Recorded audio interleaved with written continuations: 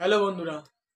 তো আজকে আমরা জানবো বাল গঙ্গাধর তিলক সম্পর্কে, অর্থাৎ শর্ট বায়োগ্রাফি জানবো বাল গঙ্গাধর তিলক সম্পর্কে। অর্থাৎ আজকে আমরা সম্পূর্ণ বিবরণ জানবো না, শুধুমাত্র যেই পয়েন্ট থেকে এক্সামে আসবে সেই পয়েন্টগুলো আজকে আমরা জানবো। তো বাল গঙ্গাধর তিলক এই তৎকালীন জাতীয় কংগ্রেসের চরমপন্থী নেতা। তোমরা অবশ্যই জানো যে লাল বাল পাল ছিলেন কংগ্রেসের চরমপন্থী নেতা। এই যে তৎকালীন জাতীয় কংগ্রেসের কি চরমপন্থী নেতা ছিলেন, তো এই লাল বাল পালের হচ্ছে একজনকে বাল গঙ্গাধর তিলক। এর জন্ম হয় মহারাষ্ট্রের রত্নগিরিতে। 1800 বাল গঙ্গাধর তিলকের জন্ম হয় 1856 সালে। মহারাষ্ট্রের রত্নগিরিতে জন্ম হয়, অর্থাৎ আজকে বর্তমানে মহারাষ্ট্র, আগে ছিল কি বোম্বে প্রেসিডেন্সি। তো এই যে বাল গঙ্গাধর তিলক, তিনি কিন্তু তার যে রাজনৈতিক জীবনের শুরুতে তিনি একজন নরম পন্থায় বিশ্বাসী ছিলেন। এরপরে অবশ্যই যে কংগ্রেসের ভাঙন হয়, পরে বাল গঙ্গাধর তিলক যে আছে তিনি চরম পন্থায় কি আত্মপ্রকাশ করেন। এই বাল গঙ্গাধর তিলক কয়েকটি নামে ছিলেন পরিচিত। কি কি নামে? মারাঠা কেশরী বলা হতো তাকে। কি বললাম? বাল গঙ্গাধর তিলককে বলা হতো মারাঠা কেশরী বলা হতো। এরপর তিনি লোকমান্য নামে পরিচিত ছিলেন। কি নামে? লোকমান্য নামেও তিনি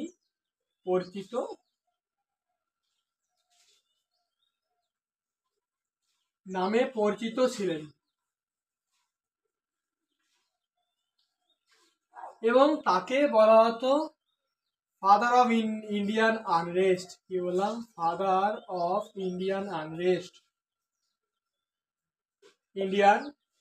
আনরেস্ট, অর্থাৎ ভারতের অসন্তোষের জনক বা ভারতের বিক্ষোভের জনক বলা হতো এই হয় বাল গঙ্গাধর তিলক। এই যে বাল গঙ্গাধর তিলক, তিনি 1893 সালে খ্রিস্টাব্দে তিনি গণপতি উৎসব চালু করেন। কি উৎসব? গণপতি উৎসব। 1893 সালে গণপতি উৎসব চালু করেন। তিনি ধর্মকে কি গণযোগাযোগের মাধ্যম হিসেবে দেখতে চেয়েছিলেন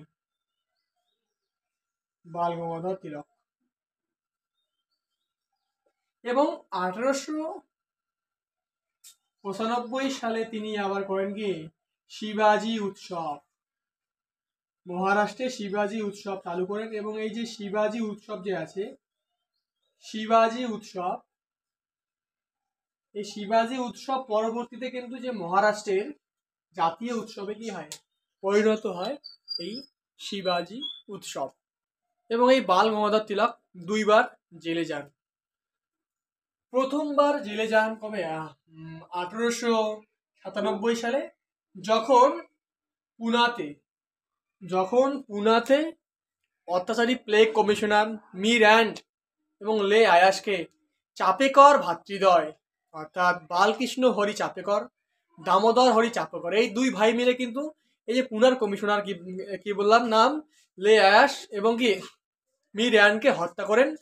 এবং এই হত্যা করার পরে তিনি অর্থাৎ বাল গঙ্গাধর তিলক একটি জনসভায় যান বক্তৃতা দিতে। সেই বক্তৃতা দেওয়ার সময় এই যে প্রসঙ্গে কিছু বলেন এবং তার যে বক্তৃতা, সেই বক্তৃতা উত্তেজনামূলক মনে হয় তাদের, এবং তাকে 18 মাসের জন্য কি হয়, তাকে নির্বাসিত করা হয়, তার জেলে নিয়ে যাওয়া হয়।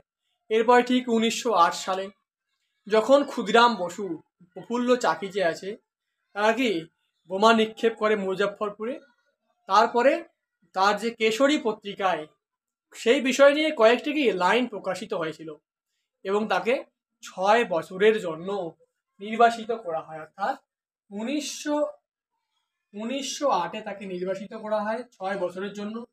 একদম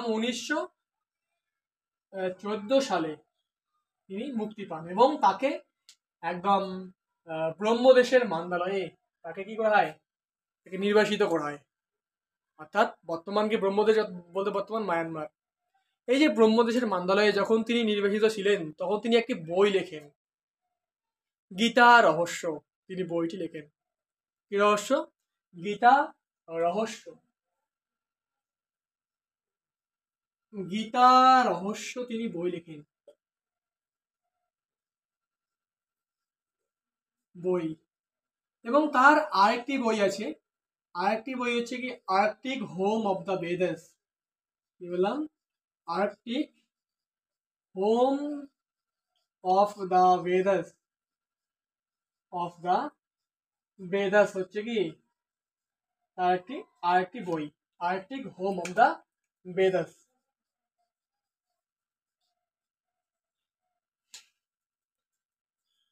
এই যে বাল গঙ্গাধর তিলক, তিনি দুটি পত্রিকার সম্পাদনা করতেন।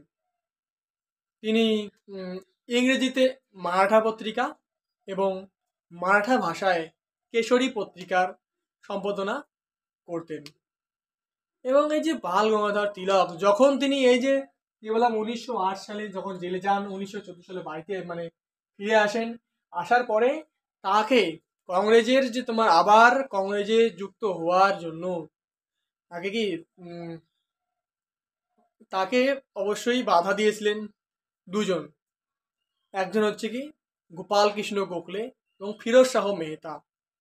তারা বিপক্ষে ছিল তাকে আবার কংগ্রেসে অন্তর্ভুক্তি করার জন্য, এবং অ্যানি বাসান্ত তার পক্ষে ছিলেন তাকে আবার কি কংগ্রেসে নিয়ে আসার জন্য। কিন্তু যতক্ষণ গোপাল কৃষ্ণ গোখলে এবং ফিরোজ শাহ মেহতা ছিলেন ততক্ষণ কি তারা পারেনি তাকে নিয়ে আসতে কংগ্রেসে, বাল গঙ্গাধর তিলককে, অ্যানি বেসান্ত। যখন 1915 সালে এই যে গোপাল কৃষ্ণ গোখলে এবং ফিরোজ শাহ মেহতা দুজনেই মারা যান, তারপরে অ্যানি বেসান্তের প্রচেষ্টায় তিনি আবার কংগ্রেসে ফিরে আসেন।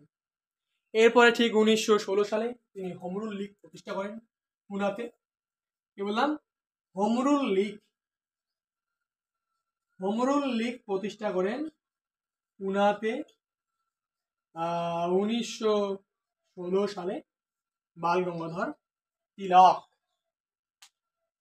এই যে বাল গঙ্গাধর তিলক তিনি বলেন যে স্বরাজ আমার জন্মগত অধিকার, তা আমি অর্জন করবই। এই যে লাইনটা এটা কিন্তু এক্সামে আসে, Swaraj is my birthright and I will have it.